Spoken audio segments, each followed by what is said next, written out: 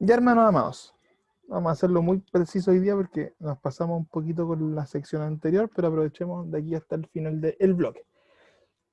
Ya, hermanos, comenzamos con la clase o el PowerPoint número 5. Este, si no me equivoco, no lo tienen, así que se los voy a mandar hoy día junto con la pauta. En caso de que no se los haya mandado, creo que no.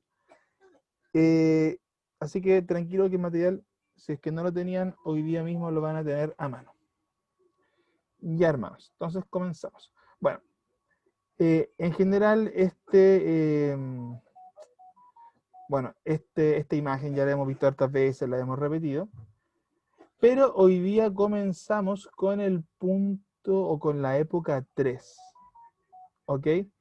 Que es la denominada Iglesia Imperial. Recordad que este monito lo repetiremos muchas veces en el transcurso de la clase. Estamos acá, punto 3, Iglesia Imperial. Ahora, hasta el momento, eh, ¿cómo se ha desarrollado o sea, la historia que hasta ahora hemos revisado? Vamos a hacer un recuento más bien general. Primero tenemos la Iglesia Apostólica, con la que partimos el curso, las primeras dos clases, que tenía que ver desde la ascensión de Cristo. Acá lo ponen como el 30, que es una imagen tipo, pero 33 va jugando con la fecha, hasta la muerte del apóstol Juan entre el 90 y el 100. Recuerda que aquí tenemos algunas diferencias respecto al año que se asigna cada evento. Pero por lo menos lo que tenemos claro como evento que marca la diferencia es la muerte del último apóstol, que eso lo habíamos dicho, es lo que nos marca la diferencia clave.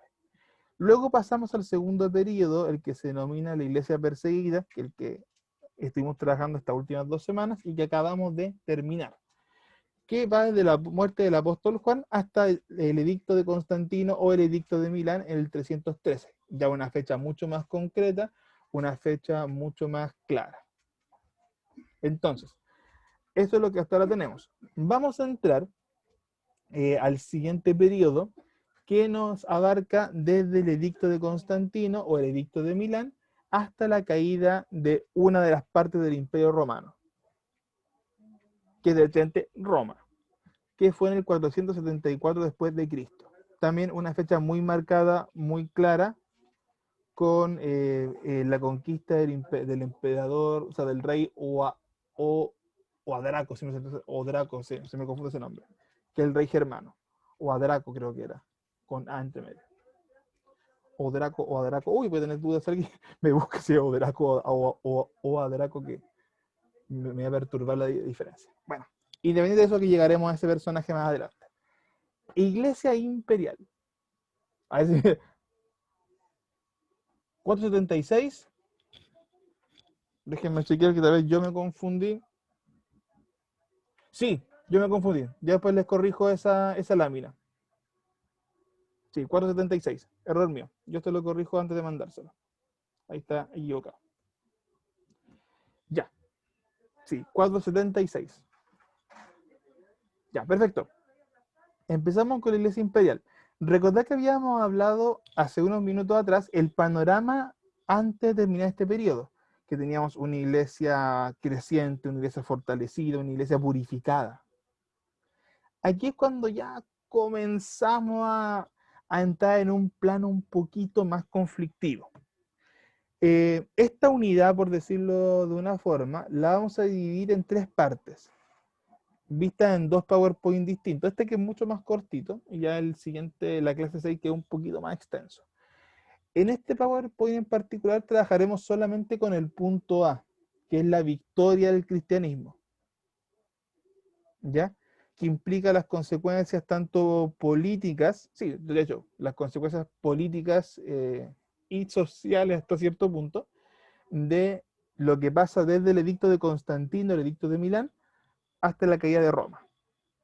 Para luego en la siguiente clase trabajar con el aspecto teológico, que también es muy interesante, los elementos que se abordan, y por último lo que fue la caída de Roma, la caída del imperio. Ya, ok. Octavio Paz, escritor, de hecho que no es teólogo, es un escritor de literatura secular, plantea una frase que es muy interesante, que dice lo siguiente: a la caída del imperio romano de Occidente, la iglesia lo sustituyó. Eh, La caída del Imperio de Roma fue un punto clave en el desarrollo del mundo moderno. Se empezaron a abrir otros reinos, se empezaron a abrir la creación de nuevos países, de diferentes formas de gobierno y el fin del imperio más largo de la historia, que fue el romano. Pero también llevó a la iglesia a un rol totalmente distinto del que había cumplido hasta ese momento. ¿Ya? Y ahí tenemos que marcar una diferencia clara. En esta etapa nos encontramos con algunos elementos que hay que partir de la base. Un aumento del poder de la iglesia. Recordad que terminamos el periodo anterior con un Constantino declarando que la religión cristiana dejaba de ser ilegal, pero en la medida que avanza este siglo y medio prácticamente, este, este edicto llevó a un aumento de poder principalmente político en la iglesia. La que antes era perseguida, la que antes funcionaba en la clandestinidad, ahora funcionaba con todas las cartas de la ley. Ahora funcionaba con todas las libertades que el imperio podía darle. Eso llevó al aumento del poder papal, que ojo, la idea de papa, a pesar de que los católicos denominan a Pedro como el primer papa, el término papa recién se comienza a ocupar en este periodo. El término papa, que originalmente significa padre, se comenzó a ocupar recién acá. Lo que después hace la Iglesia Católica es ir, por decirlo así, designando en retrospectiva a los papas anteriores. Pero el concepto de papa como tal se estaba ocupando recién acá. Lo que antes se ocupaba, aparte de la idea de obispo, era la idea de los patriarcas, que se les llamó como a los obispos más importantes. Pero el concepto de papa como tal comienza a aparecer acá. Entonces, cuando aparece esta idea del papa, que es la figura, a ver, verticalmente hablando, es la figura que más arriba está en el gobierno eclesiástico, el poder se comienza a concentrar. Y eso va generando un cambio de dinámica en cómo la iglesia funcionaba anteriormente. Y por último, ya de un punto de vista más político, la caída del Imperio Romano, que puso a la iglesia en un nivel distinto de poder. O sea, le sacó a Roma y la iglesia quedó solita. Lo cual también le dio, dicho en palabras sencillas, le dio cancha abierta para hacer y deshacer. Literalmente, el mundo estaba a disposición de la iglesia. Ya, avanzamos un poquito. Hay algunos eventos clave dentro del periodo. Eh, el evento con el que todo inicia, que es el edicto de Constantino o el edicto de Milán, el 313. Luego está la fundación de Constantinopla, la segunda capital del imperio. Y por último, la caída de Roma, como ya lo habíamos mencionado y ahí me hizo la corrección el hermano Hernán, en el 476 después de Cristo. ¿Ok? 3 eventos clave, vamos a sumar otras fechas más, pero ya me que estas nos van a servir para ir guiando un poco el movimiento político que se da en este periodo. ¿Ya? Vale. Avancemos un poquito. Bueno, ya hemos hablado de Constantino, así que esta parte la voy a hacer muy breve. ¿Okay? Oye, hay un profesor que me pasó estos PowerPoint que son hermosos, que después le voy a darle de hecho, le pongo el reconocimiento en otro Power, porque hay mucho material que está muy armadito, que lo tomé de él. Así que este me gustó mucho, que está muy, muy práctico, muy resumido. Bueno, de lo que habíamos visto de Constantino anteriormente, hay una disputa con Mangencio, el dominio del imperio, lo que nos llevó a la batalla del puente de Milvio en el 313. Luego de la batalla del puente de Milvio, con esta visión de la cruz, el sueño de Constantino y todo esto, Constantino comienza este acercamiento al cristianismo por medio del edicto de Milán. ¿Ok? Ya, me salta acá abajo. Ya en el 313 acabó con toda la persecución de la iglesia, con ese primer edicto, que ojo, no convierte al cristianismo en la religión imperial, pero sí le quita la persecución. Ahora, nuevamente, ahí tenemos este debate, y eso es lo que plantea los últimos 2 puntos, lo que algunos dirán que fue por una conversión real, y como se plantea acá, otros lo van a atribuir más bien a razones políticas. Para muchos, Constantino veía el cristianismo como el cemento del imperio. Un imperio que se estaba desmoronando en lo moral, que se estaba desmoronando en lo político, y él pensó de que el cristianismo iba a significar ese elemento unificador por medio de su fe radical, de su doctrina radical y de su estilo de vida radical.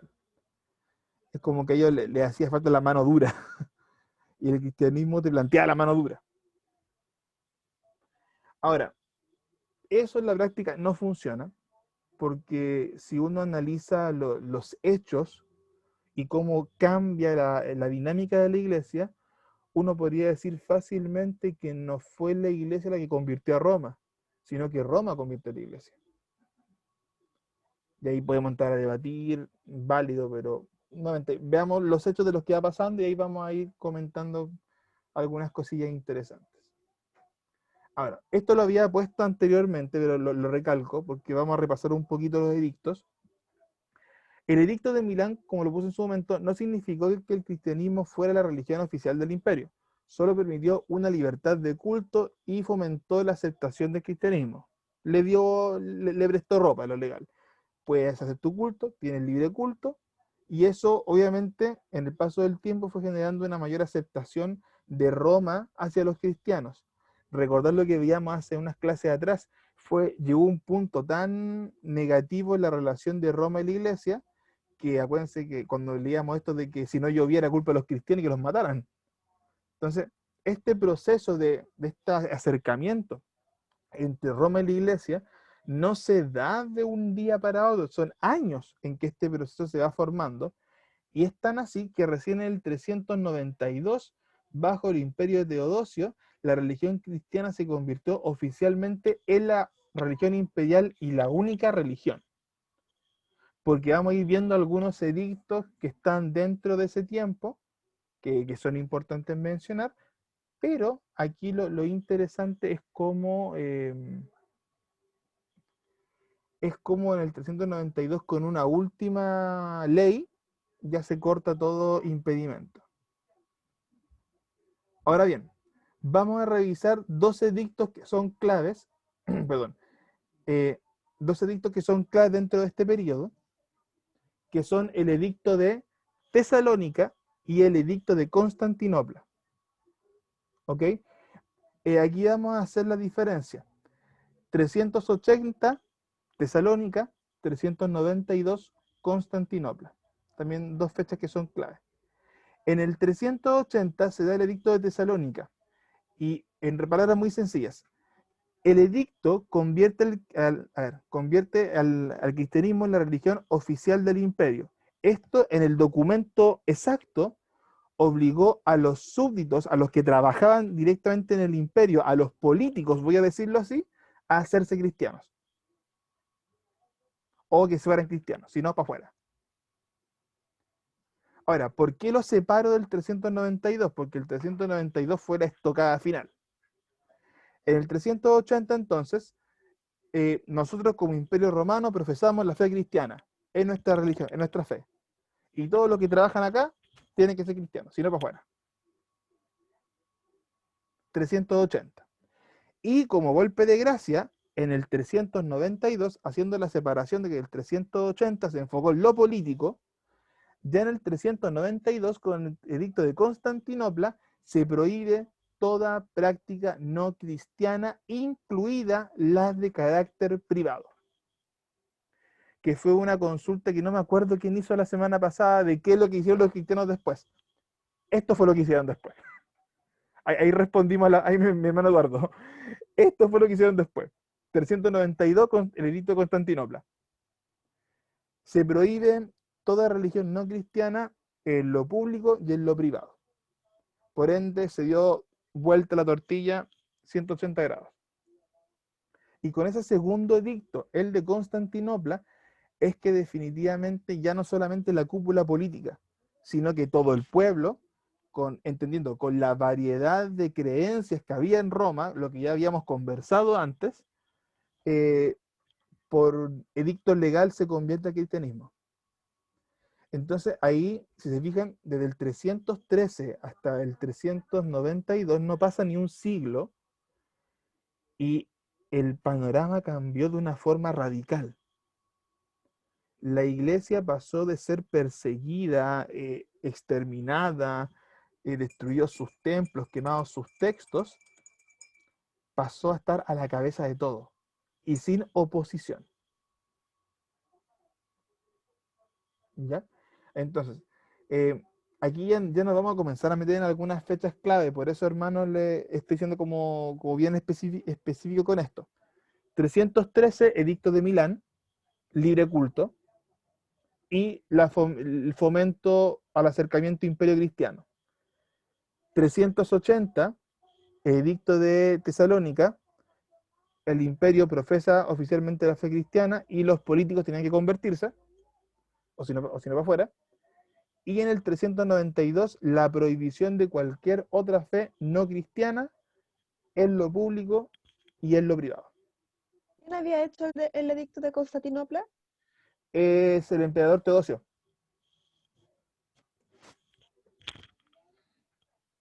Ya, entonces, tres elementos legales clave, ¿ya? Insisto, separar Milán, el edicto de Milán con Constantino, Tesalónica y Constantinopla. Y esto iba un poco a lo que, no me acuerdo quién fue que lo comentó durante unas clases atrás.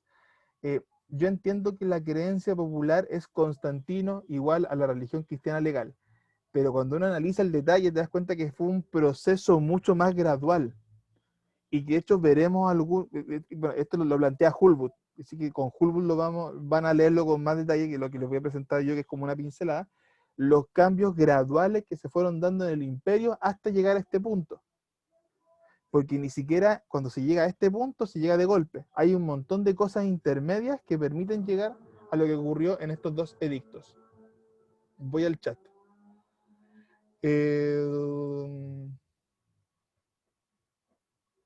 Ya, dos preguntas. Primero con la de Jorge, que es más cortita, y después voy con la de Adán, que hay que desarrollarlo un poquito. Constantinopla, la ciudad, sí. De hecho, Constantino con su ego tenía que elegirse una ciudad. De hecho, lo veremos en su momento que el plan original de Constantino era decir que ya Roma no era más la capital, sino que Constantinopla era la capital. Y de hecho Constantino se trajo a su sección de la iglesia a Constantinopla, porque esa iba a ser la cuna de la iglesia del imperio. Pero después comenzó a haber un conflicto brutal entre la iglesia de Roma, que se declaraba ser la primera iglesia, y después la iglesia de Constantinopla, y este fue un pleito que duró todo el siglo. Y de hecho tiene mucho que ver con el tema de los papas, porque Roma se atribuyó el título de papa. Y de ahí, ese fue un factor más de ese conflicto y la designación del título. Porque Roma quería estar más arriba que todos, incluyendo Constantinopla. Entonces, pum, título para arriba. El que lo gobernaba a todos era el papa, era el padre. Y ahora voy a lo que decía Adán arriba. Eh, Adán pregunta en el chat, ¿podríamos decir que de tantas imágenes de dioses romanos fue que la Iglesia Católica tomó esta cosa de hacer? Sí, totalmente.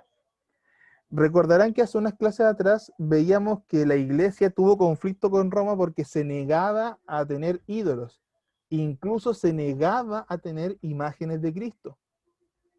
Y y el problema que había traído eso entre Roma y los cristianos primitivos. Acá no.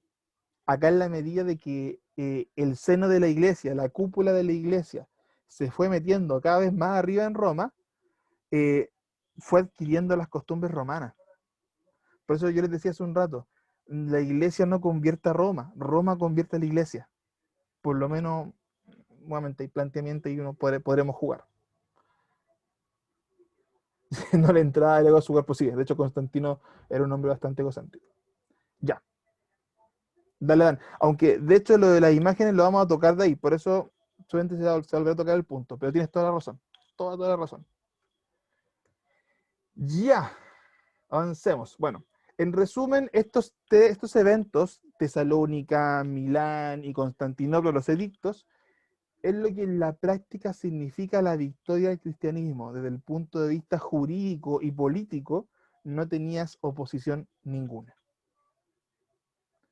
Y uno podría pensar en lo humano de que es un panorama ideal. Tú podrías pensar que la iglesia tenía ahora toda la chance de llevar la palabra porque nadie se lo impedía, tenían carta abierta. Pero en la práctica, ahí donde ya no nos podemos poner a debatir, a pelear harto, respecto a qué es lo que pasó con esto. Porque una cosa es en el papel, otra cosa es lo que ocurrió en la realidad. Ahora, como les dije, las acciones directas de Constantino y lo que viene las décadas siguientes generó un cambio total en cómo se vinculaban imperio e iglesia. Si el edicto de Milán, el del 313, fomentaba la cercanía o fomentaba la aceptación gradual de los cristianos, eh, poco a poco esa relación imperio-iglesia mutó y vamos a ver algunas de las cosas que nos plantea Hulwood, que son las más relevantes de su visión en cómo fue este cambio. Ahora, permiso de chat.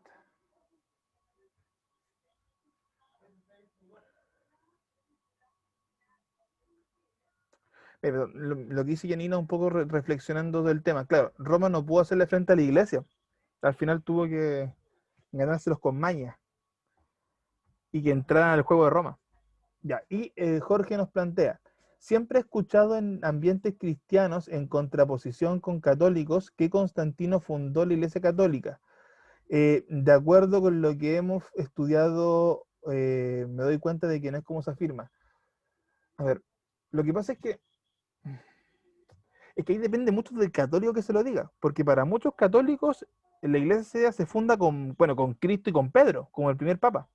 Entonces Constantino no tendría nada que ver desde el punto de vista de la formación como tal.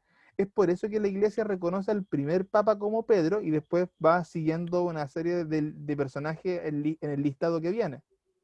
¿Ya? Eh, Ahora, me imagino que tienen que haber católicos que lo postulan desde el punto de vista de la conformación política. Porque si hablamos del punto de vista del primer papa oficial, así como oficial con todas las de la ley, es cierto que fue el papa que vino justo después de Constantino, que ay, tenía el nombre de este personaje en la punta de la lengua, que me acuerdo que lo puse el otro día porque hay un tema que ya que con él. Muy bien, pues si alguien lo quiere buscar, es el primer papa que no murió mártir, que no me acuerdo el nombre en este momento de quién, el nombre técnico que le ponen. Es el primer papa que no muere mártir. Y si alguien me encuentra el nombre rápido, se agradecería porque lo leí justamente anteayer para la clase, para la otra diapo, la que viene después de esta, pero se me fue. Es el primer papa que no muere mártir. Entonces, desde ese punto de vista, claro, la iglesia... Clemente, ¿Eh? Clemente de Roma. Sí, que se celebra en diciembre. Clemente I. Gracias, hermano Eduardo. Entonces, si voy en ese punto de vista, hermano Jorge, es cierto de que la iglesia católica, o la iglesia romana, voy a decirlo así, la iglesia cristiana hasta ese punto todavía, tomó un ritmo distinto desde Constantino, por la legalidad. Pero un católico no te dirá que se formó en Constantino. Va a reconocer el rol de Constantino. Pero ellos te plantean que el primer papa es Pedro, por ende se forma desde ahí. Eso es lo que ellos usan para denominar su iglesia como apostólica, porque parte con el apóstol. O si no, no tendría sentido que fuera apostólica, porque hubiera partido siglos después. Ya, avancemos un poquito, pero es interesante. Sí, de hecho, por eso digo que el rol de Constantino es súper complejo y va a ser interesante cuando veamos el tema de sus ensayos, porque tú tienes muchas cosas de dónde sacar de Constantino, un montón. Ya, entonces vamos con los cambios que se fueron dando en el periodo, o en este periodo histórico, en relación imperio-cristianos. Bueno, toda la persecución cesó, ya desde el 313, independiente de que hayan habido provincias que donde tal vez fue más complejo instaurar esto, pero el edicto corta las persecuciones desde el 313 en adelante. Insisto, independiente de los conflictos menores que tienen que haber habido en provincias, pero desde arriba se cortó. De hecho, al tiempo después se corta los coliseos romanos, como forma incluso, ¿cómo se puede decir? se eliminan como método hasta con los esclavos. O sea, poco a poco la idea del Coliseo también fue desapareciendo. Oye, ¿qué pasa que no cambia esto? Ahí está. Los edificios de las iglesias, los que fueron quemados en los periodos anteriores, especialmente por el antecesor de Constantino, se fueron restaurando en el paso del tiempo. O sea, se hizo una restitución de lo perdido, ¿ok? Del punto de vista de los espacios. ¿Eso qué implica? Restitución de los templos, pago de las ciudades por las edificaciones destruidas, básicamente una compensación económica que hicieron las provincias, libertad para construir templos. Pero aquí viene algo interesante. Ya de aquí en adelante, estos templos toman la estructura de las basílicas romanas. Se comienza la actividad de las cúpulas. O en algunos casos los salones de corte, que era un tipo de...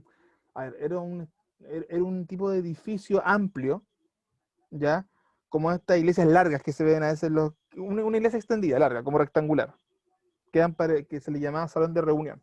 Entonces, ya hay cambios en la dinámica de la construcción de los templos. Se les da libertad, pero comienzan a mutar en forma. Y Constantino construye específicamente basílicas en Jerusalén, en Betlem, y en Constantinopla, obviamente, porque Constantinopla era su ciudad, entonces tenía que estar la más importante ahí. Ojo, no construyó en Roma, construyó en Constantinopla. Si no tenía de los conflictos que se fueron generando entre ambas ciudades. Aunque la adoración pagana era tolerada, recordar que recién se corta todo en el 392, ya hay que hacer esa diferencia. Recuerden que el edicto de Milán permitió la libertad de culto de todo el mundo. O sea, de que por lo menos hasta el 392, en menor medida, porque esto se le van quitando de a poquito derechos, pero la adoración pagana aún se permitió. Recordó la diferencia. Constantino no prohibió nada de lo demás, solamente dio libertad de culto.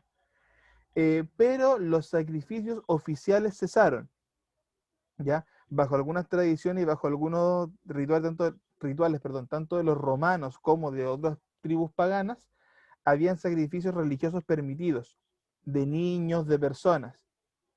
Ese tipo de rito, que era el sacrificio más bien oficial, se corta. Por lo cual poco a poco las tradiciones paganas fueron perdiendo espacios públicos, voy a decirlo así. En las ciudades, Sí, en las plazas. sí, pero en general en las ciudades, porque en los campos el paganismo se continuaba. Pero sí, Por definición de pagano, sí, la acepción. claro, mire, y ahí lo que decía mi hermano Eduardo, que es un poco lo que les comenté hace un rato, que lo de las persecuciones. Tienen que entender que aunque Roma daba la orden, pero habían provincias, lugares apartados, conflictos bélicos en las fronteras, entonces hay muchos elementos donde no se pudo aplicar en su totalidad esto. Y como dice el hermano Eduardo, el tema del paganismo, a pesar de que se corta en lo oficial, en lo político, hay sectores donde esto se mantenía. Especialmente, y eso es lo que nos va a llevar lo que veremos en las siguientes clases, el conflicto con la caída de Roma, que fue la lucha con los paganos de Oriente. Entonces, ese conflicto nunca cesó y de hecho fue creciendo. Ahora, Y la, ¿ah? y la definición de pagano, que es el hombre que vive en el campo, digamos, ahí viene la primera definición de pagano, y después se le atribuye, ¿no es cierto?, a los que son idólatras, a los que no creen en el verdadero Dios, digamos. Gracias por de ahí, hermano, que está bueno siempre complementar eso. No me acordaba que era el gente del campo. Sí, sale como definición, la primera definición que sale, persona que vive en el campo.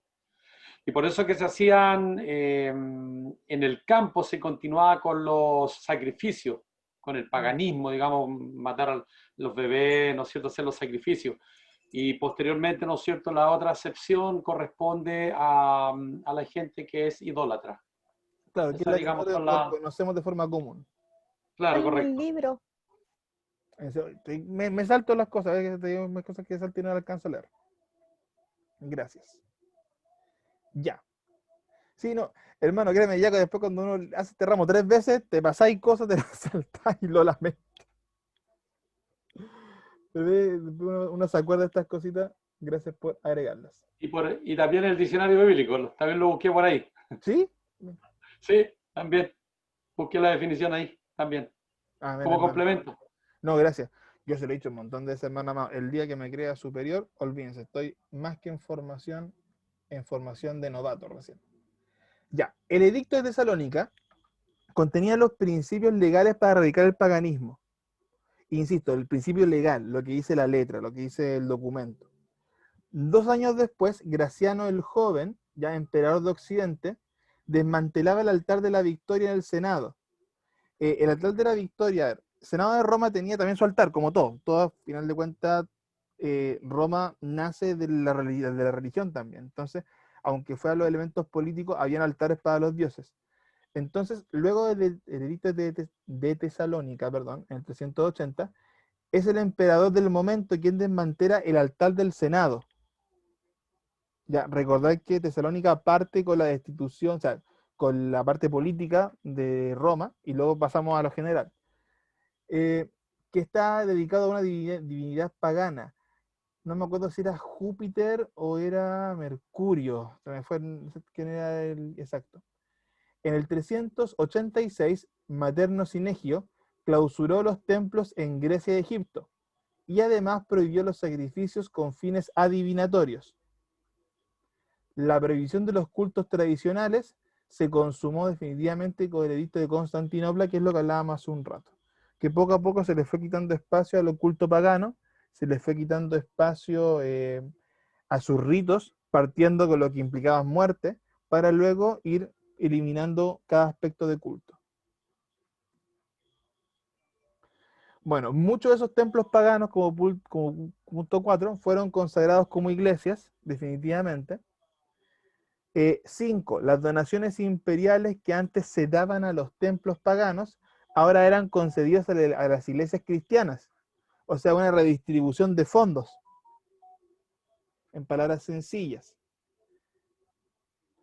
Ahora, mientras hay hermanos que están tomando apuntes, así que mientras toman apuntes para mí es tan rápido, si se dan cuenta, este resumen de eventos que van pasando, van cambiando, como les decía, el panorama legal, van cambiando el panorama social, religioso, por la relación entre el cristianismo y las religiones paganas alrededor, pero acá también cambia hasta lo económico, porque la iglesia comienza a recibir fondos, comienza a recibir dinero, comienza a recibir recursos que antes no tenía. Y nos gusta o no, el tema económico sí genera choque, genera harto choque. Ya, avanzamos un poquito más. Poco a poco, el clero, la clase clerical, la clase religiosa, voy a decirlo así, comienza a recibir privilegios. Ser un obispo ya no era tan sacrificado. A los que tenían algún cargo religioso se les fue quitando, eximiendo, perdón, de pago de contribuciones, del servicio militar, de ser jurado en corte o tribunales especiales. O sea, comenzaban a haber beneficios legales. Ahora, ¿por qué esto es importante? Porque ya ser un cristiano se convierte en algo positivo desde el punto de vista político, desde el punto de vista social. Era bien visto y era bien recompensado.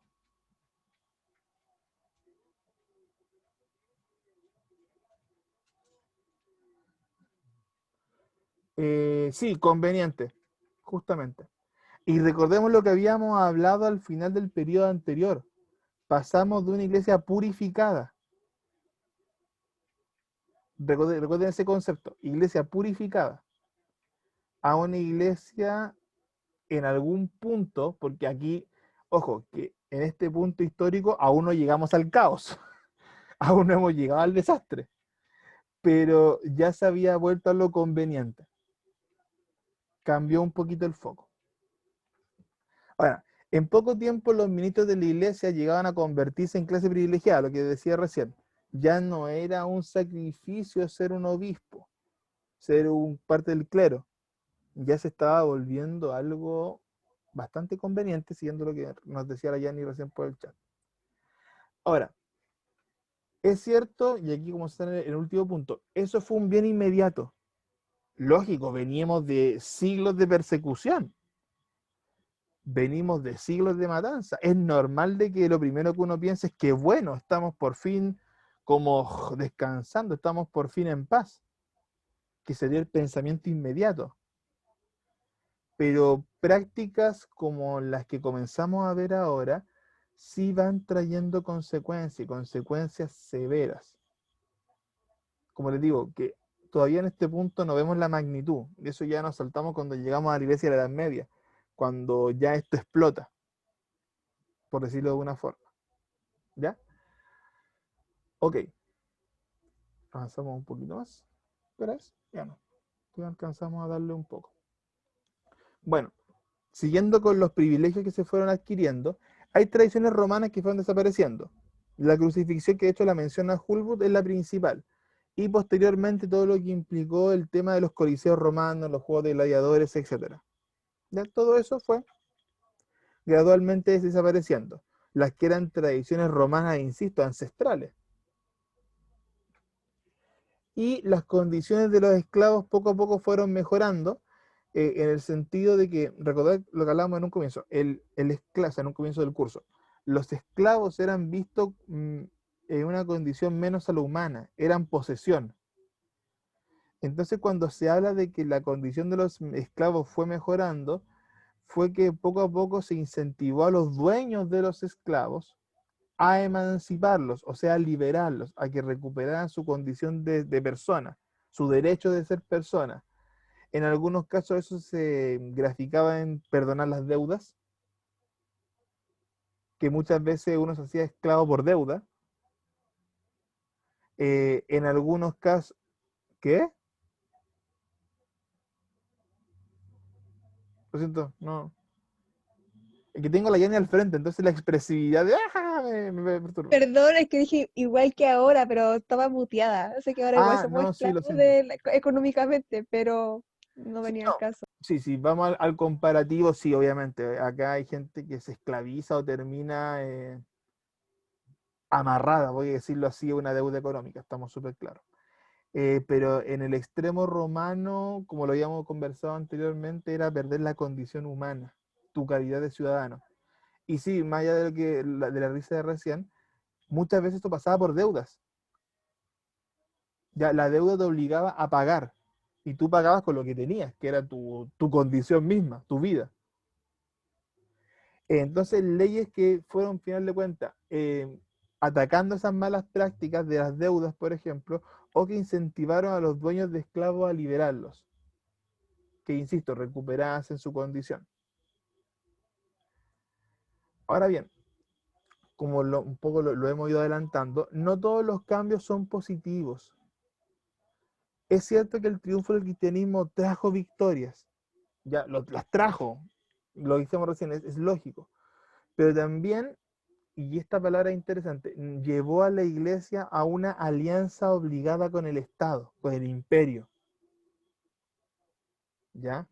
Porque es un tema de me voy metiendo acá arriba, pero usted tiene que ir cediendo en esto. Yo creo que, y esta es una imaginación mía, uno no tiene como la forma de saberlo exactamente, que un poco lo que decía el Adán, esta idea de las imágenes, por ejemplo, tiene que haber sido una concesión en un comienzo un poquito a la fuerza, pero también parte de esta alianza iglesia-estado, iglesia-imperio, que a la larga trajo estas consecuencias que hemos un poco ido analizando. Los beneficios de los obispos, ¿ya? Hacía que fuera conveniente, apetecible un cargo. ¿Tú lo querías, po? Obvio. Si al final de cuentas no pagar impuestos, tener beneficios legales, estar por sobre la ley en algunos aspectos, ¿quién no quiere eso? La gente fue enganchando. Poco a poco, la iglesia, que tenía una tradición de ser recta e incorruptible, poco a poco se fue viendo envuelta en esta moralidad que no era muy, digámoslo así, recta. Acá el libro lo plantea como una moralidad laxa, una moralidad cuestionable. donde ya podíamos dejar pasar algunas cositas, cosa que era impensable hace 2 siglos atrás. Hay una influencia secular, volvemos al tema de los ídolos, volvemos al tema de las construcciones, este ejemplo que les ponía yo de las basílicas, que se comenzó a construir conforme a los diseños romanos. Las imágenes de santos y mártires comenzaban a aparecer en los templos, como parte de esta concesión. El culto poco a poco se fue haciendo más esplendoroso, se fue haciendo con más parafernaria que un culto espiritual. Recordar, si tienen buena memoria, cuando terminamos el periodo apostólico, una de las cosas que veíamos era cómo se hacían los cultos, que eran cultos con cánticos, con lecturas del Antiguo Testamento, de los Evangelios, con mucha oración. Pero aquí es cuando esto comenzó a girar y comenzamos a llenar los cultos de glamour, de ostentosidad. Y al final esto se convirtió en la base de una monarquía eclesiástica. Porque independiente de que en el periodo apostólico y en los primeros siglos de la iglesia, durante la persecución, habían líderes, obispos notorios, pero la iglesia no tenía tan marcado una imagen vertical. Es cierto, habían cabezas, pero funcionaba en su mayoría desde una horizontalidad con líderes presentes. Había independencia entre algunas iglesias y los líderes obviamente eran los que Dios ponía para poner orden y para mantener al cuerpo unido.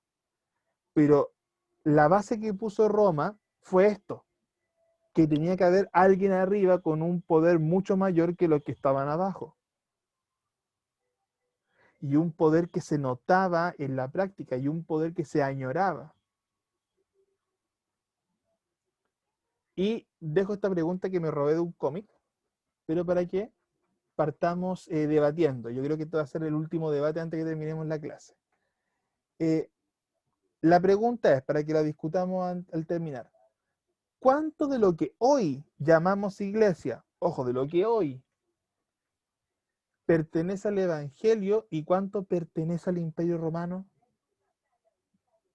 Y aquí abro un poquito discusión en los últimos minutos que nos quedan. ¿Cuánto hay de Roma? ¿Cuánto hay del Evangelio?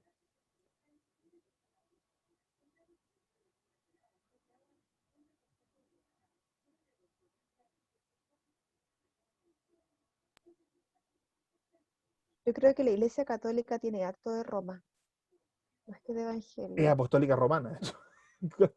Sí. Aún los carismáticos tienen harto de Roma. Ahora la Iglesia protestante, yo creo que con la Reforma ha intentado un poco limpiarse de lo romano, pero a veces el corazón del hombre, si siempre a veces el problema está en el corazón del hombre, las vanidades, las autoproclamaciones de apóstol, o como ciertas pomposidades, uno puede ver que quizás algunas iglesias eh, luchan un poco con esa vanagloria. Pero yo creo que a la iglesia protestante le beneficia o la protege de que por sobre todo, más que la cultura o más que la herencia, es la lectura de la palabra la que siempre está limpiando, porque incluso uno ve, no sé, pues en Ezequiel cuando dice, estoy harto de esos cultos pomposos, dice el Señor, sino que misericordia y verdad quiero, ¿cachai? Entonces, uno al leer eso, uno puede cuestionarse cómo está llevando el culto. Eh, pero yo creo que quizás los protestantes somos más en general el evangélico lee mucho más la Biblia que una persona católica. Porque estoy hablando de una persona común y corriente. Por lo general, otros como que lo aceptan como lo dijo el curita y lo dijo, no hay cuestionamiento. Eh, Así que no sé, esa es mi opinión. El Hugo quiere hablar, así que le voy a dar el pase porque he hablado mucho hoy. Ya, 10 segundos, Hugo, para aclarar 10 segundos. Bueno, Mira, yo lo creo último que 10 segundos. Lo último ya, que dijo la Yani. El elemento este de la lectura de la palabra, lo que yo les decía de la verticalidad, también se aplica en esto, porque en general, quitando tal vez los más carismáticos, en el caso de los católicos, el católico no tiene tanto esto de fomentar la lectura de la Biblia como pasa en los protestantes. Entonces, esta idea de la verticalidad se nota en eso, súper, súper sutilmente, que no te insto a leer, a estudiar, te insto a escuchar y a recibir. Listo, Hugo. Yo creo que hay que tener un poquito de cuidado con el análisis, porque entrar a decir que el ser evangélico nos asegura ser como una iglesia de los evangelios es un poquito cuidadoso, porque nosotros sabemos que no es de religión, sino que tiene que ver con una relación con Dios. ¿Está? Y lo otro, que estando aquí en España, a nosotros nos han hablado de curas católicos, que siendo curas, ellos buscan a Dios. Y uno no sabe si al final se va a llevar tremenda sorpresa y por ahí nos vamos a encontrar con uno que otro curita y líderes evangélicos van a quedar fuera. Entonces, hacer esa separación entre que una y otra religión, tal vez el evangélico tenga más, porque al final nos vamos a llevar sorpresa. De hecho, hay versículos donde Pablo dice: ustedes que se creen maestros, que se creen didactos, que se creen que enseñan, todo al final no hacen nada. ¿Cachai? Entonces yo creo que tiene que ver más que nada con la persona en sí, que entrar a separar, esta iglesia es más eh, guiada por los evangelios y esta no.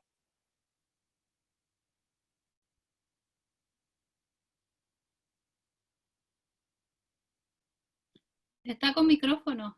Tiene en silencio. Muteado. Sí, no, resulta que estaba buscando un versículo cuando paró el Hugo, de ahí lo voy a contar, que me acordé de algo cuando lo estaba comentando recién. Este de que al final de cuentas Dios va a usar muchas veces al más humilde para humillar al que está altivo, para el que está en esta posición. Mira, acá hay un tema que es de debate, y aquí lo planteo como, con altura de miras para que esto se diga: no me quemen la casa, no me digan el hermano del carismático, no, no, no. Que hay un debate que no es menor, y que lo vamos a ir, y que yo creo que se va a hacer mucho más presente cuando lleguemos a la reforma. Si hablamos súper concretamente, la iglesia o el tronco de la iglesia nace en Jerusalén, nace con los apóstoles, nace con la iglesia primitiva y continúa en Roma, nos guste o no nos guste. Porque al final de cuentas fue la línea que siguió para arriba, con un desastre, pero siguió. Y para muchos, incluso católicos, hasta evangélicos que también tienen esa postura, directamente se reconocen disidentes de esa línea. Como iglesia disidente. Entonces, también un poco lo que decía el Hugo, entender de que este debate de si es católico, si es evangélico, si es cristiano, quién tiene o no la Biblia, quién tiene o no la razón, es complejo llevarlo, que tiene muchas aristas, incluso desde el punto de vista de lo legal también. De a quién le corresponde el título, ¿no? Porque, insisto, al final de cuentas como que todo ha salido de por ahí. Y sí, el tema de la sorpresa es complejo. Hay muchos sacerdotes que uno puede de verdad, como dice Lugo, quedarse con esa idea de que tienen una íntima vida espiritual que está muy ligada a la tradición. Yo creo que ese es el tema. ¿Cuánto de la iglesia, y hablo en general, cuánto de la iglesia es tradición? Que también nos pasa a los evangélicos, que también tenemos tradiciones. Algunas saludables, otras rígidas y que no salen, otras que con el tiempo se han flexibilizado, otras que se han endurecido. Porque al final de cuentas, lo que veíamos con el PowerPoint es de cuánto de Roma hay en la iglesia, al final de cuentas. La Roma de los evangélicos puede ser otra, en sus diferentes prácticas. Como los católicos tienen su Roma, no, su Roma en el nombre, pero a lo que voy es que tienen ese conjunto de elementos que en muchos casos los han alejado de la palabra, voy a decirlo así, como también ha pasado con los evangélicos, que hay cosas que también las han alejado en periodo. Entonces también es un tema interesante, porque nos plantea decir en nuestras propias congregaciones, ¿cuánto del evangelio hay en nuestras congregaciones? ¿Y cuánto de Roma, llámale Roma a las tradiciones, cuánto de Roma hay? Jorge, mira, me era una Hermano pregunta. Patricio. Deja la pregunta de Jorge y ahí te doy la palabra a Marisol. En este debate de ideas nos lleva a preguntarnos, ¿cuál es la iglesia verdadera que Cristo dejó? Pregunta que hasta el día de hoy nos saca palo. Ya, ahora sí, Marisol. No, solamente acotar que en realidad el cristianismo en sí, cuando se vincula con lo político, ahí entra, siempre va a haber esta como disputa, como que se pierde esa línea, como Es que se muy tarde para traspasa. este debate, es muy tarde para ese debate. Exacto, exacto. Y eso hoy día está en la iglesia y cuando entra hace que las iglesias se transformen. Es muy tarde para esta pelea. Es que es muy buena pelea. A ver, y yo creo que la voy a dejar Ah, y votar. acotar Ah, algo de lo que decía el hermano Hugo. Acá en Antofagasta conocí a un cura, un padre que ahora vive en un campamento y que él por creer y por experimentar el poder del ¿Berríos? Espíritu Santo, sí, ¿Berríos? sí, él por experimentar, él me contó su testimonio que por The Power. experimentar el sentir del Espíritu Santo, el poder del Espíritu Santo y actuar casi como un cristiano, como nosotros, él dice que fue castigado por la iglesia cristiana, la iglesia católica en este caso. No, Y lo lo tienen enviaron, recortado. no, y de hecho lo expulsaron de acá de la ciudad y ahora está en un campamento en Antofagasta. Sí que Eso. Nueva Luz, Nueva Esperanza, creo que se llama el campeón donde está. Sí, igual tiene Felipe Berrío, parece que se sí, llama. sí, igual tiene la oportunidad de comenzar con el cura de Río. No, y es bien, su historia es bien power. Es que, mira, me quedo con lo que decía el hermano Jorge en el chat. Y esto es una pregunta que, insisto, en la medida que avancemos en esto, y cuando lleguemos a la reforma, yo creo que va a poder explotar esto, que nos plantea cuál es la iglesia verdadera. Porque para una línea católica, ellos son la iglesia verdadera, y lo defienden con uña y dientes. Ya anda tú ponerle un protestante al frente, te va a tirar palos. Pero sí, filmado. Hay algunos que son, pero sí, está. Otros que son más abiertos. También nos pasa con los evangélicos. Y ese era un poco el planteamiento que tenía hace un rato. Porque si nos vamos al tecnicismo legal, nosotros no fuimos. Y eso es así. Roma no desapareció, o la iglesia romana no desapareció después de la reforma. Se debilitó. Tuvo que ceder muchas concesiones que tenía, pero no desapareció. De hecho, después de la reforma, la iglesia romana, creo yo que tuvo una de sus más grandes victorias, después de la reforma, que fue todo el tema de América Latina. Fue todo el periodo de la colonización latinoamericana con los jesuitas. Y tuvo una de las victorias más grandes que fue post la reforma. Entonces, esa pregunta que nos plantea Jorge no es menor. Y que a nosotros nos debe llevar a debatir, ¿cuál es la iglesia verdadera? El que hace la voluntad del Padre. Esa es la iglesia verdadera.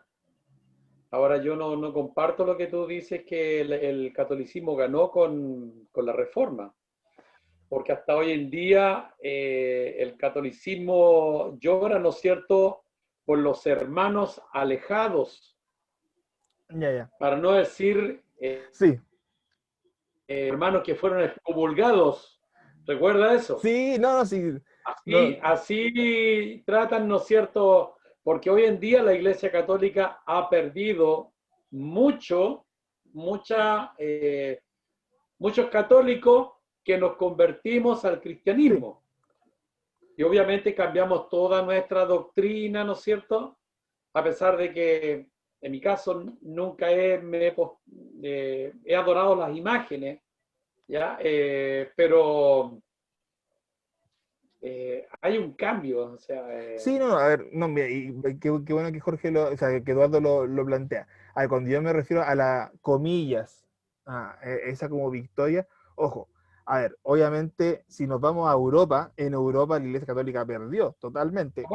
En Europa, la Iglesia Católica, después de la Reforma, se queda con España, que el baluarte que ellos tienen, e Italia, son sus baluartes. Y el resto de Europa, entre Inglaterra, con todo el tema de sus reyes, Alemania, que fue un pilar del protestantismo. O sea, en América, la Iglesia Católica pierde, sale para atrás, con la reforma, y pudo haber salido mucho peor. Si no hubiera sido por España, ahí donde está mi amigo Hugo ahí dando vueltas, la Iglesia Católica, Mira, Patricio, no, Patricio, hubiera explotado en Europa. A lo que el me refería... 2011, ¿Cómo? el 2011 yo estuve en París y te diré que las iglesias son verdaderos monumentos donde uno va a sacar fotos. Mm, Están muertas, sí. están cerradas. Así murió ahí en París, yo lo percibí con mi familia, mi esposa, mis hijos, y la iglesia en París obviamente están cerradas. El catolicismo está muerto. Ujú. Las iglesias son verdaderos monumentos para ir a sacar fotos. A diferencia que el que entra a la iglesia y va, ¿no es cierto?, con el ímpetu, el deseo de sentir la presencia del Espíritu Santo en la iglesia, Mm. que marca la diferencia totalmente. Sí, no, lógicamente, ahí acercarse a un monumento histórico cambia totalmente la idea. A lo que me refiero, y no voy a quedarme en este debate porque se nos está pasando, ya se nos pasó la hora. No, yo me refería, hermano, al tema del rol de América. Porque claro, Ah, la Iglesia Católica pierde Europa, del punto de vista táctico lo pierde, pero gana toda América, poder. o gran parte, Claro, pero o pierde gran parte poder, de América. pero perdió poder. Perdió en Europa y con el tiempo perdió también, y es ahora lo que están llorando hoy en día la Iglesia Católica. Sí, lógicamente, pues sí, sí. Si nos vemos al punto de vista actual, de hecho, actualmente la Iglesia Católica se sostiene por América. El catolicismo está sostenido por Latinoamérica. Sí. Pero bueno, ya ahí mira, no nos dale todo porque nos vamos a meter en todo lo que viene de la guerra de los 30 años, todo, y ahí nos vamos a otra idea. Ya. Oye, la pelea de la parte política la vamos a tener, Marisol, sí o sí. Y ahí me voy a quemar por todos lados, pero no importa. ¿De Eh, verdad? no, es que hay Mira que el que esté firme, que no resbale. No, por eso, es que esa es una pelea muy buena, porque a ver, aquí el rol político de la iglesia se queda de manifiesto desde aquí en adelante, porque la iglesia adquiere un rol político, desde el imperio hasta la Edad Media, se mete, afirme en los temas políticos, y ahí sí vamos a tener diferencia de opinión respecto a si ese rol le corresponde o no le corresponde. Pues ya, eso digo, me voy a meter en un tema mucho que ahora no vamos a cerrar, pero va a salir esa discusión, obvio, porque la iglesia, para bien o para mal, con todo lo que pasa desde este punto en adelante, y ya con esto cierro, eh, la iglesia se mete en un sistema de poder de la cual ella nunca estuvo involucrada, de su nacimiento. Cristo habló, a ver, Cristo generó movimientos políticos sin querer generarlos, porque en la práctica el mensaje patentaba a todos lados, porque el mensaje afecta en toda área del ser humano, afecta en lo social, afecta en lo espiritual, afecta en la vida de Es la moralista. persona. ¿Cómo? Es moralista y social. Pues. Lógico, afecta. Pero de allá que Revuelve todo.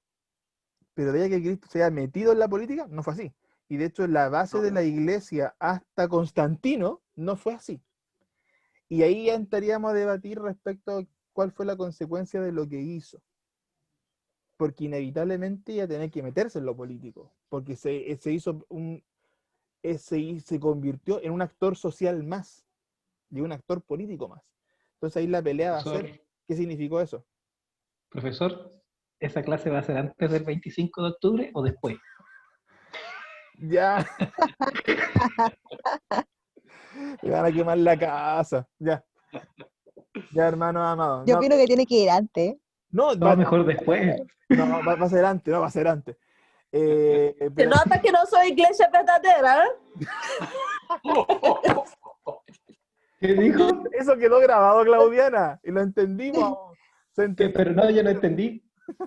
Dijo que se nota que no sé, que no somos iglesia verdadera. No sé si se refería por mí o por nosotros, o no sé. A nosotros. No, a ver, hay un debate que es saludable tenerlo, ¿ya? Y siempre de la perspectiva bíblica. Yo creo que eso es lo que nos tiene que guiar respecto a nuestro rol político, respecto a nuestras decisiones políticas. Pero desde por lo menos del punto de vista de la clase o de esta asignatura en particular, porque después hay otro tipo de debate en ética cristiana, en ramos de esa línea, respecto a las consecuencias históricas de ciertos eventos. Y ahí entraremos en el análisis de qué implicó esas consecuencias históricas. Porque históricamente pasó. Y la Iglesia ha estado involucrada en los aspectos imperiales de la política del medioevo, en la reforma también, hay muchos elementos políticos involucrados. Entonces, desde la perspectiva histórica hay que analizarlo porque la Iglesia ha estado presente. Ha estado presente. Ahora el tema es, ¿cómo ha estado presente? O si debería haber estado presente. Si debería, y las consecuencias que ha traído buenas y malas de esos eventos, ¿qué consecuencias han habido? Hablábamos ahora que incluso el tema de la abolición de la esclavitud potencialmente, que se hayan eliminado las penas referentes a los coliseos, Los por ejemplo, infanticidios. a las crucifixiones, a los infanticidios. Hay consecuencias legales prácticas. Ahora, nuevamente, si debería o no debería, ya es un debate distinto, pero que somos actores sociales, que somos actores políticos, lo somos, y no podemos negarnos eso. Como dicen, no le podemos quitar el potito a la jeringa. Y eso Que es relativo. pierdas la vida por tu forma de pensar, que no te respeten, es terrible. Claro. Entonces, al final de cuentas, hermano, van a ser temas de discusión, y especialmente ahora porque y en este punto ya del curso, ya acabo ahora sí, desde este punto del curso en adelante, se dan a dar cuenta que el elemento bíblico se nos pierde un poco porque nos enfocamos más en los eventos históricos, independiente de que analicemos Biblia en muchas partes, y ir entendiendo el recorrer de la iglesia, desde los objetivos de un evento, de una fecha y las consecuencias que trajo, hasta los análisis que estamos haciendo ahora. Lo que preguntaba mi hermano Jorge, que fue súper bueno, el tema de la iglesia verdadera, el rol de Roma en la iglesia, la tradición en la iglesia, y cómo está afectado, lo que la iglesia debe o no debe hacer, lo que la iglesia ya hizo, lo que hizo mal y lo que hizo bien, porque hay cosas que hizo bien, que eso no se puede negar, hay cosas que hizo muy bien. La Iglesia Católica, nos guste o no nos guste, instauró un sistema de poder que trajo orden dentro del caos que había. Y ahí analizar nuevamente cómo eso llevó hasta los tiempos que tenemos ahora y nuestro rol de ahora, que también es interesante y insisto, ante todo tiene que ser desde la palabra. Porque aquí nos sirve que tengamos A, B, C de postura y que los basemos en cualquier cosa menos en la Biblia. Y ahí sí tenemos que tener esa marca definida. Ya, hermanos amados. ¿Mm? Me acuerdo desde qué rato es que estoy con un versículo en la mente y lo quiero compartir porque no me acuerdo dónde está. Yo soy pésima para recordar los versículos bíblicos. Mi hermano Gordo es excelente de Y acordarse. que dice, yo me acuerdo de lo que dice, pero no me acuerdo dónde está. Que dice que En la Biblia. ellos se conviertan a ti, claro, está en la Biblia, que ellos se conviertan a ti y no tú a ellos. Si no me equivoco, está en el Antiguo Testamento.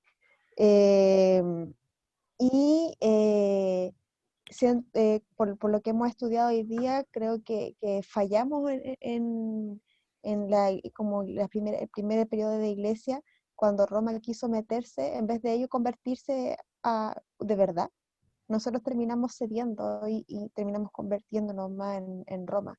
Y eso también es aplicable para el día de hoy. Quizá no existe una Roma, pero existe la cultura mundana. Y yo entendí tu pregunta de cuánto de Roma hay, yo me refería más a más cultural, pero era como reflexionándolo como en la actualidad, cuánto de mundo hay en mí, cuánto de mundo y cuánto de Cristo yo comparto con la gente que está a mi lado, y en la iglesia también, pues cuánto de mundo hemos adoptado y cuánto de Cristo hemos impactado.